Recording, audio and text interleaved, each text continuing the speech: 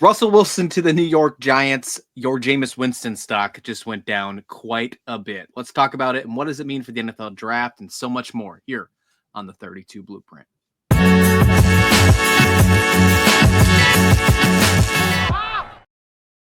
Welcome into another episode of the 32 Blueprint. Christian Rao here with Nick Maravets. We are bringing you the ultimate NFL podcast experience every single day here on YouTube. If you haven't subscribed already, you are doing yourself a disservice because what we are bringing you is classic gold. Move over 50s and 60s oldies. We're bringing you the hit right here every single day. I think, now I think talk about like when I was a kid, and I'm not saying I'm super old, but when I was younger on the radio, the oldies stations were 50s, 60s. Now the oldies station on the radios are like 80s, 90s, like Guns N' Roses. That makes me feel old. That is where it's like, That's you it's don't do prime that. it's prime music though. I Oh, mean, it's it's great it's music. really all that should be on anyway.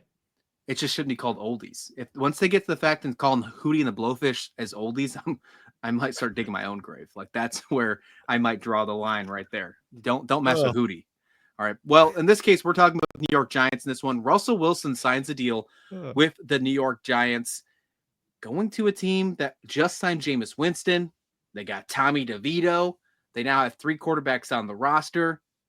But according to Adam Scheffler, who was just on Pat McAfee the other day, before obviously this news broke, but he said something. He said, even if Russ decides to go to the Giants, in this case, we found out he did, he still thinks that the New York Giants will be in for a quarterback come the NFL draft. Sitting at pick 1-3, the 3rd overall pick in the NFL draft, you got to assume that if it falls to them, they would take Shedeur Sanders. That is what is the possible expectation here.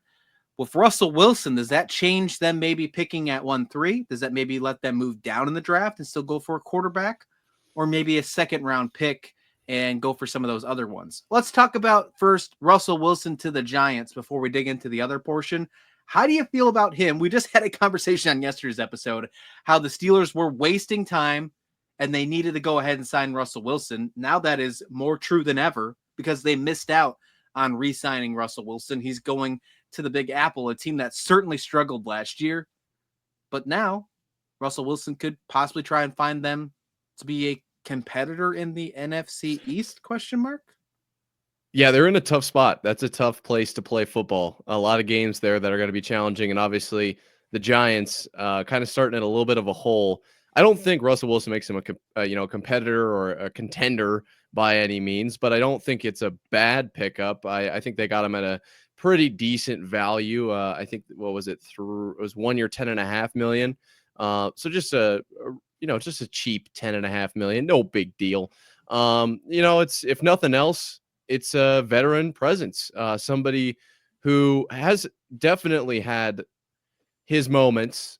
Obviously a little bit of a meme at times, but who he is I think who he really is. I don't think it's an act, and so I do think that there's like an element of okay, we're going to accept him for who he is. Now there is the challenge of if you're not winning, a lot of people aren't going to put up with what Russell Wilson kind of dishes out, and so from that perspective, it's maybe a little bit risky. But he knows so much. He's been around the block so many times with that 360 scramble move that he whips out. And you can watch 30 seconds of highlights and just be instantly reminded of how good Russell Wilson is. I don't necessarily hate this.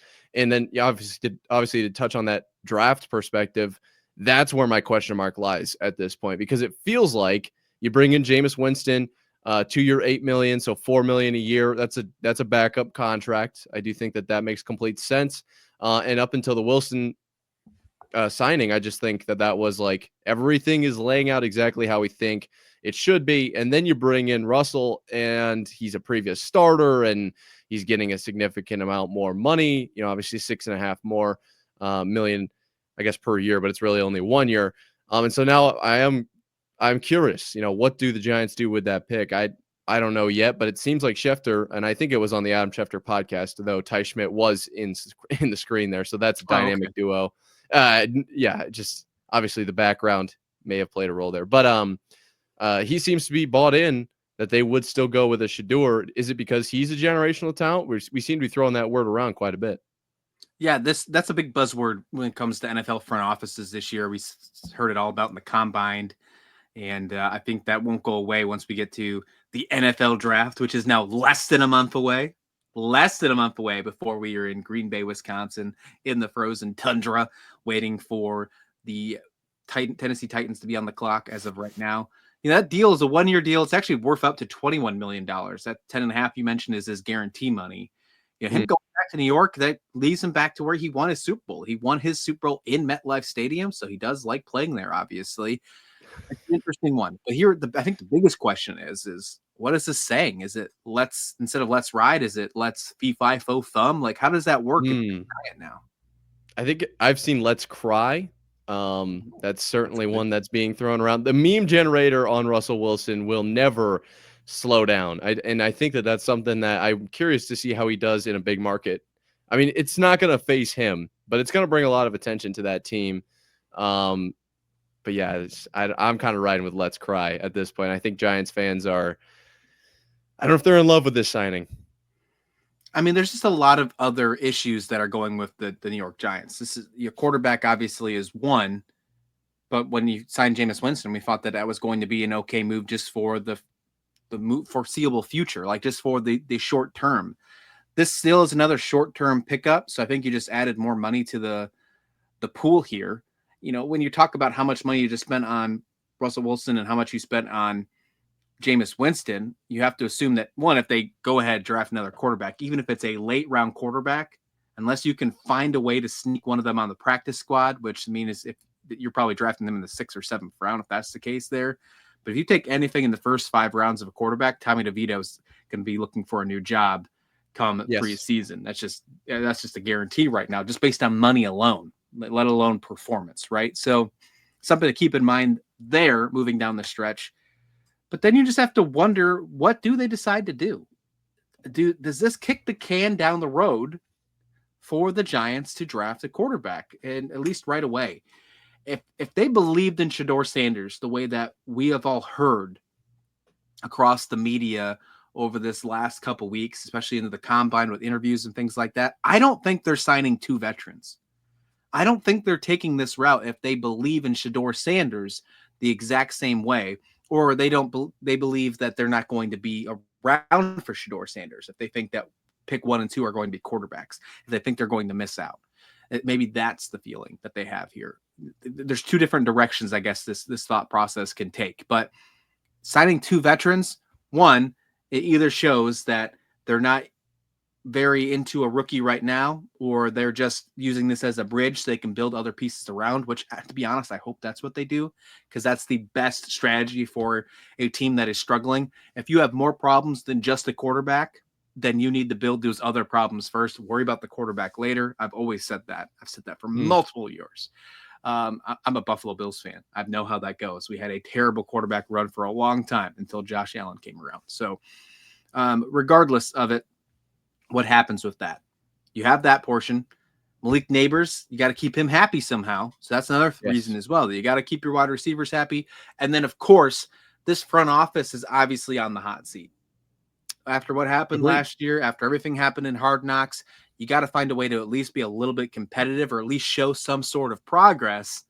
Adding a veteran like Russell Wilson and Jameis Winston to the mix helps you do that. If you decide to pass on quarterback and build other pieces around, so you can tell ownership, hey, look, we have a plan. This is our plan going in 2026's draft, when a guy like, I don't know, Arch Manning, they can find a way to bring another Manning to New York, is available. So something to keep there. I mean, that's the big term picture here, that maybe a Russell Wilson and a Jameis Winston could bring to New York.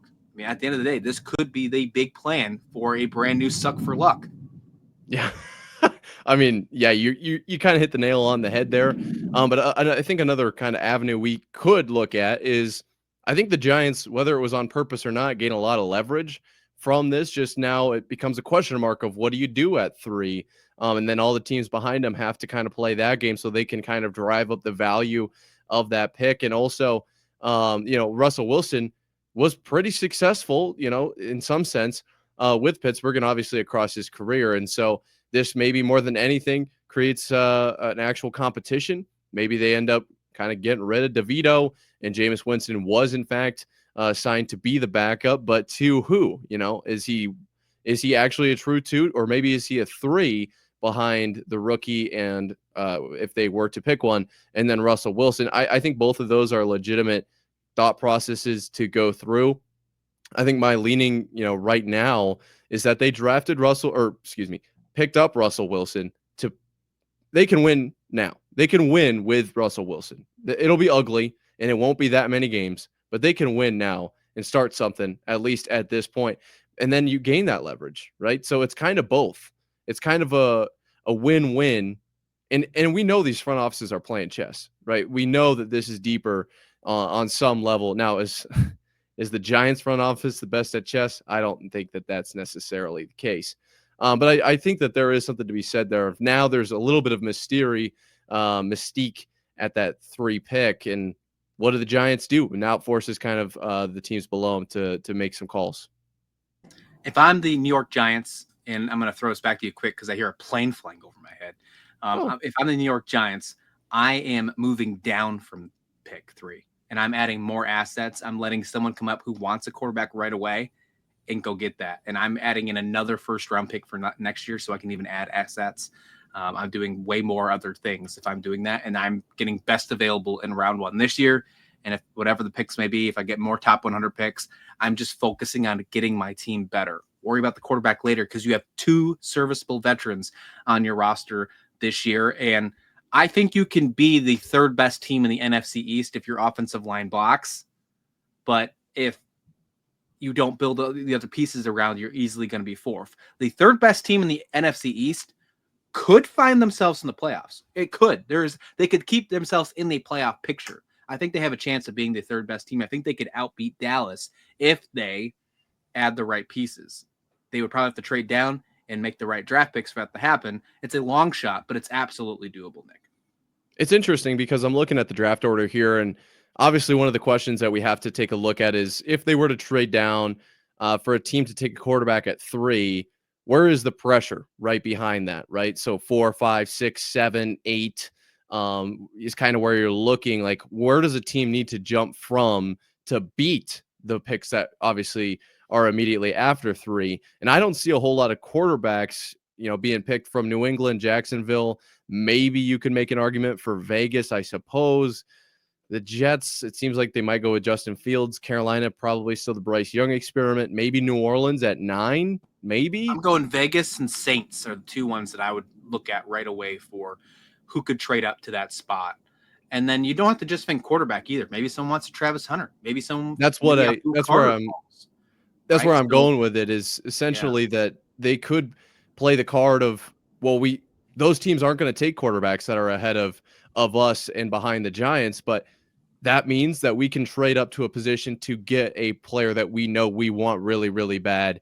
And the Giants, obviously, with that kind of quarterback dominant 3 pick, if they don't fall in love with somebody there, they're able to fall back and kind of play that game. I just think that trading back makes the most sense. I agree for the Giants. I think acquiring value, and we know it's an exponential graph to get from, 10 to 9, 8, 7, 6, 5, 4, 3, 2, 1. Like you instantly, with every pick moving towards 1, gain significantly more value. And that's why I'm so mad the Patriots won that last game, lost the number 1 pick, is because of the value. I don't think the Patriots needed a number 1 pick.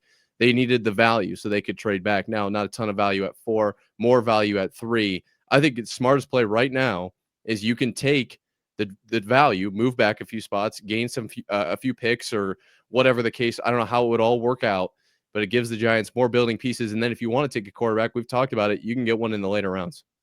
Shout out to the Buffalo Bills playing chess, as you mentioned, bring those Patriots down to pick 4. Joe Milton too, doing some great things. Were they playing chess when they gave Xavier Worthy to the Chiefs? Is that chess? Because I'm still upset about that. Time will tell on that one, but so far not too good so far. I'm going to give you some homework here. I'm going to play a little professor as we just talked about this for tomorrow's episode.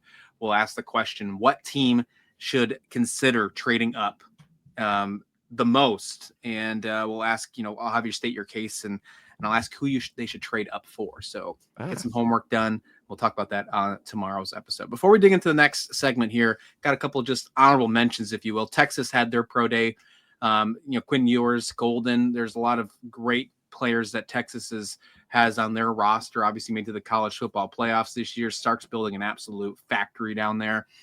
So we'll have some more information on that. Just a lot of what I've saw so far from the pro day. Some fun things to talk about. We'll have that a little bit on tomorrow's episode. Just a lot of news dropping today. So we'll talk more about that tomorrow. Xavier Restrepo comes out and, speaking of pro days, says something about his crazy 40 run. And he says that he was dealing with an injury. Nick, did you see that? I did see that. It seemed like it was potentially a hamstring deal. Like I said, I didn't want to say it was an injury. When we talked about this, I think it was yesterday. But I did kind of wonder if it was a sickness or something along those lines. I believe in that statement he mentioned that he usually runs like a 4.58 or something like that. It's really not even that much crazier. So I thought that was kind of crazy. He cited that, but obviously significantly better than I think it was 4.8 something that he clocked. And I still think at the end of the day, teams are going to look at the tape, and that's what he'll get drafted for. I don't think it's really based solely on breakaway speed for Xavier Restrepo. Yeah, I'm still saying third round for me. Third round grade. He could probably sneak in the second round if there's a run on receivers, but I'm thinking he goes in the third round still. And then finally, JJ McCarthy. Did you see this on Tuesday? I was so stoked. I wanted to run through a wall. He is becoming one of my favorite players in the league now, and I haven't even got to see him actually play a full live regular season NFL football game. He was on an interview with Up and Adams with Kay Adams, just talking. He was in Mexico getting ready to play some golf with some other NFL players, Harrison Smith, Case Keenum. I think Adam Thielen was on his team as well. Pretty cool. But they were talking about just like him getting ready for the season. Obviously, he's a very polarizing character right now after Aaron Rodgers will not be with the Minnesota Vikings. They said that McCarthy is going to be the number one. But did they? Kay Adams asked JJ McCarthy what he thought about when the Vikings told him he's going to be the guy. And paraphrasing here, but McCarthy said, they never said that to me. And he loves that, because he wants to fight and compete every single day to make sure he's the best quarterback for the Minnesota Vikings. If you're the Vikings, a team who has never won the Super Bowl, a team that is striving to be one of the top teams in the league after having a big year last year with Sam Darnold, you gotta love when you hear that from your young rookie quarterback. I mean, he's still a rookie in my eyes because he hasn't played yet, right? So it's technically a second year, but young quarterback heading into the league. You gotta love that, Nick. It's a great mindset to have. I have a question for you. Should Ben Simmons have won Rookie of the Year? Ben Simmons. Remember, he played his second year, won over Donovan Mitchell. Oh yeah. Oh, we went the NBA real quick. Is he a rookie? Oh, I don't know. Yeah, it was Donovan Mitchell. No, it was. I don't want that was 1000%. I don't think no, they're not going to give JJ McCarthy rookie year. I don't think that works in NFL. No, they qualify that, but you're right. No, but that one I'm still upset about that. To this day. I completely forgot about it. Guy. I'm not an NBA guy. I'm a college basketball guy. I'm a college guy. NBA is I'm a fair weather NBA fan. That's probably not the best thing to say on a sports podcast, but like I'm one of those guys where I'm like, NBA regular season, who cares, bro? Well, I wait to the playoffs. A lot of games. I really am with that, and that I blame the NBA for that because they don't make it fun. Well, it's nothing like the NFL, that is for sure. And in the NFL, JJ McCarthy seems to be just swinging and hitting dingers, or I guess if he's playing golf, hole in ones. I think that's a perfect answer. The right mindset to have from a quarterback in his position. If you are the Vikings, I think he's answering everything the right way right now. Was it influenced by who he was being interviewed by? I can't tell you for sure, but I do know that players being interviewed, sometimes it depends on who is doing the interviewing. So that's worth a consideration there. But I do think that JJ McCarthy is the guy for the job. And if he's got to earn it, that makes him step up to the plate and play better. I think that's really what all Minnesota Vikings want to hear. I still want to see it Super Bowl like the Bills and the Lions or Bills and Vikings, because I want to see two teams that have never won the Super Bowl go at it in the big game. Like, how cool would that be? Like, and I'm saying this as a Bills fan, of course, but like, even if I wasn't a Bills fan, I think I'd still like to see that. I think that's really cool.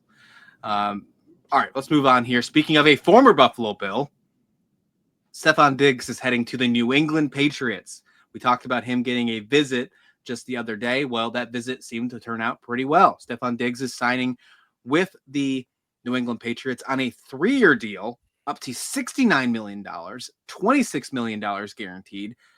We did not say that it was going to be a 3-year deal. We were thinking a 1-year prove it deal for around $14 million. We were way off. Let's go ahead and, call that out now. We were not on the right page.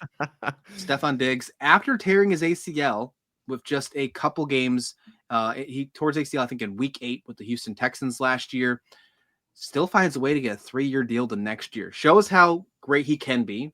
We mentioned the last time we talked about him that every single year he was in Buffalo, he made the Pro Bowl, hit over 1,500 yards and over 120 receptions in his first year in 2020. There's a lot of juice still left in Stefon Diggs. Can Drake May get it out of him? If so, what does this do for this receiving core in New England? It's a huge step forward. You got to definitely agree with that. Yeah, 100%. I think that this is the kind of when you look at the NFL, it's either would you rather take a chance in the draft or get a guy that you know what he can do? And I think picking up a guy that you know what he can do, I think at this point, I don't think I'm too far out of the box saying that he's a wide receiver 1 for the Patriots here. Maybe not, but either way, I do think he is. And you kind of know what you're getting a little bit. I'll say the thing that turns my attention is that they got Diggs, right? They secured him, they signed the contract and everything, versus a DeAndre Hopkins, and it didn't go that way. I think this is a step in the right direction. Just kind of what's going on in New England, and this was a huge addition. And I do think obviously the line is going to be huge in keeping Drake May protected and giving him time to throw, but he's got a dude to throw to now in Diggs. Now, I do hope he catches the ball, unlike some of the passes he had in Buffalo. I remember one drop in particular certainly hurt myself, even as a Patriots fan, wanted to see him catch that. So I think he's got a lot left in him, though. This was a contract worth more than I thought it might ever be, but I don't think that that's necessarily a bad thing. You get a real guy in the locker room, in the building, can teach the younger wide receivers a thing or two. Obviously, we did talk about potentially him being a diva or whatever, and I think that's worth consideration. But at this point, he's on the team. We got to hope for the best. And I don't hate this at all. I think, of all the wide receivers left, this is a very valid signing for the Patriots. It's an interesting signing. I think it could really work out for Drake May. Obviously, Vrabel's what he's done with the defense so far. Finding this team to get back into contention in the playoffs after so many years of being a dynasty team is something that obviously New England fans are looking for. Can they get there in the first year of Mike Vrabel? That might be a little bit too far, but I think they instantly become, if you want to call a bubble team, I think that we could consider them a bubble team right off the bat. Would not shock me if they finish second in the AFC, whether that means a wild card spot or not next season. To me, I think that is a very reasonable piece. I think it's still the Bills division, and I think that's a fair assessment, but I think New England is on the right path to be contending with them for multiple years to come. And this Diggs pick is one of those reasons right there. According to Next Gen Stats, Diggs had 47 of his 64 targets prior to tearing his ACL in week 8, generating the 5th most receptions over expected over that span. Since 2020, Diggs has recorded a plus 40.5 receptions over expected, second most in the NFL, only behind Justin Jefferson. So you're getting a guy that is a dude. Absolutely. It was one of those moments when he got traded from Buffalo to Houston that it sounded like it just needed a change of scenery, but I knew that the wide receiver group was going to take some sort of step back. Buffalo figured it out, sure, but there's no doubt in my mind. He was great till he got hurt in Houston, too. The fact that he didn't have to be the number one guy was something that was interesting with Houston. He will be the number one guy in New England, though, as of right now. Yeah, I agree. Just to clarify, you meant second in the AFC East, right? Not the AFC. I'll take a second in the AFC. Second AFC East. Yeah, I think I think they finished second in the division, and they're a bubble team for the playoffs for the wild card spot first year. Like if I'm picking right now, I'm picking that they are battling for the 7th seed in the playoffs. Yeah, no, I think obviously we'll see how the draft goes, but this free agency, I think just the free agency alone has given Mike Vrabel another year. He could lose every single game, but I think that the fans are behind him, and I think that he's shown that he's going to do what it takes to turn this program around. He's making the right moves, it feels like, in my opinion. I don't think they lose every game. No, I think they might even make a run and winning the AFC East. I don't think that's crazy. Obviously, we'll see how the draft goes and stuff, but just making crazy moves. And I think this Diggs pickup was pretty indicative of the offseason as a whole. All right, final thoughts here on the Diggs comment, because obviously he's going to be the top receiver, at least right now, for the Patriots, Drake May. What does that mean for the NFL draft, though? Obviously picking the 4th overall pick in the draft. Is Travis Hunter still on the board? Someone who wants to play on both sides of the football, could be a wide receiver. You can talk about, other picks as well. Do they still go wide receiver early? Maybe they could also trade down. But I don't think wide receiver is still out of play for the Patriots. I wonder if it's out of play with that first round pick, though. Yeah, I think that Tut McMillan's probably off of a lot of boards now for the Patriots. I don't necessarily think it makes a ton of sense, but there has been a lot of talk of drafting not so much for need, and so I don't think you need a number 1 wide receiver, and you can take a great wide receiver off the board and add him to that locker room, to that wide receiver room. So I wouldn't say it's a 0% chance.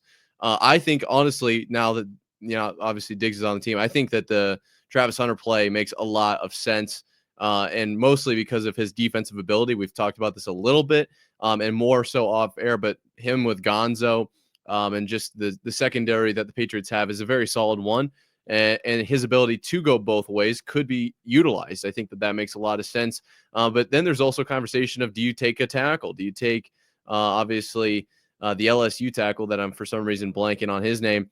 That is one that a lot of people thinks makes sense. And yes, Campbell. And I think that I also like that play. I think you can just draft for depth. Draft for depth if need be. You can take a generational talent, quote unquote, in Travis Hunter. I think it just gives the Patriots a lot of options, because wide receiver is where they were lacking big time, and now you've kind of helped that out. I think they opened the door a lot with this signing. I'm with you. I really do think so. And I think that they have a chance to be one of the most dynamic teams, one of the most interesting teams next season, going from the bottom to the top. Washington was it last year. Could New England make that big jump this year? I don't know if I'm willing to go that far, but I think they are going to be a team where we're getting into December, and Vrabel's at press conferences talking about there's still a chance for them to make the postseason. I think we're going to that type of thing. And hey, the fact that maybe we could see Drake May play some postseason football for the first time sounds pretty fun to me. Yeah, we're not previewing the season right now, but I think you've got 6 wins in the division. And then obviously, would that be 13? No, 6, 17 minus 6, so 11 other games. I think they can go 11-0. What is that, undefeated? Oh, Super Bowl for the Patriots? Yeah, I think that's exactly where we're headed. Love it. Love it. Speaking of another AFC East, let's humble you real quick. Speaking of another AFC team who did not make the playoffs last year, the Cincinnati Bengals are still looking to, make some steps forward. They obviously spent a lot of money on their wide receivers. Joe Burrow's making a payday as well. Between 3 players, they are making over a third of the salary cap between Jamar Chase, T. Higgins, and Burrow. So what's left for that Cincinnati Bengals defense? There's obviously some changes to the coaching staff as well. Can they find a way back into the playoffs? Well, it might be a little easier since the Pittsburgh Steelers still don't have a quarterback, that's for sure. But there's going to be somebody playing under center for the Steelers. There's going to be somebody playing under center for the Cleveland Browns. We don't know who that's going to be yet either, but when that does happen, we know Lamar Jackson is going to be the quarterback for the Baltimore Ravens. Who is going to go and try and put some pressure on those quarterbacks for the Cincinnati Bengals? Trey Hendrickson right now, there's all this conversation about him. Will he still remain a Bengal? Will he be traded? He wants a contract extension like everybody else. So he's the next in line and the most deserving for sure. There's a report that came out, and I saw this on social media before I talked about the report. There was a thing that came out saying that if he doesn't receive a deal, then he would sit out for the 2025 season. Now, they did reference somebody from ESPN saying that. I think it was Jeremy Fowler. However, I couldn't actually find the original post. Regardless, I don't believe that. I just don't believe that one whatsoever. But what I do believe is that the Cincinnati Bengals have reported that they are fully prepared to negotiate a new deal with Trey Hendrickson, and now a trade is, quote, off the table. I think that is huge because there were a lot of other teams looking to upgrade their pass rushing, and Trey Hendrickson was, of course, on the line. Like maybe the phone calls just weren't good enough, or the Bengals knew they have to actually keep this guy around. They got to get this deal done. I think they got to get it done in the next couple days, and maybe even just the next week, I'd say, so they can move on and start focusing on the NFL draft and getting themselves back into playoff contention, Nick. This is starting to feel a little bit like the 49ers the last few years, with Debo and Ayuk and their left tackle, which I'm blanking on again. The best left tackle. I'm not downplaying him. I have very low sleep right now. I apologize, ladies and gentlemen. But that's how it kind of feels, and the 49ers always seem to somehow get it done. Did we think that T. Higgins would get the money he got? No, I don't think many people did. I think Jamar Chase was pretty much a lock for that kind of money. And Joe Burrow, I don't know what's going to happen. Maybe he does restructure his contract at some point. I think he did just this offseason potentially. That's just coming right out of my butt. I apologize for that. But, this team can find a way to get these kinds of things done if they're going to go about it the way that the 49ers have. I think that's a relatable kind of comparison. And this is one that they kind of need to get done. I think that this, without Hendrickson, I don't know where this team is because they're so offensive loaded. For the viewers yelling at the screen right now, telling you who the left tackle of the Niners are, Trent Williams, buddy. Trent Williams. Oh, gosh. For some reason, I can only think of Joe Alt, and I know for a fact it is not Joe Alt. So I was like, yeah, we're not saying that. Love it. Fantastic. Well, there's a lot of things that still need to be done and still need to be talked about on the 32 Blueprint, but that'll be for tomorrow. Sounds like Nick needs to go to bed, and there are plenty of other things to talk about and prepare. He's got some homework, too, as we mentioned. We're going to talk about more NFL draft stuff tomorrow. I'm sure there's going to be some more news. Maybe Hendrickson gets signed right away. Seems like once we talk about him in a certain aspect or a certain player in an aspect, the next day something happens to him. So maybe we are starting to trend here. Maybe that's the case. But let's wrap up. Obviously, Jameis Winston's stock is going down. Doesn't mean we'll stop talking about Jameis Winston because we'll never stop talking about Jameis Winston. Exactly. Texas Pro Day. We're going to talk about that more tomorrow as well. And why the Cleveland Browns, what they should do at pick number 2. Now that it seems like Cam Ward is going to be the pick to start the NFL draft. Lots of things to talk about coming up soon. But we'll be back again tomorrow on the 32 Blueprint.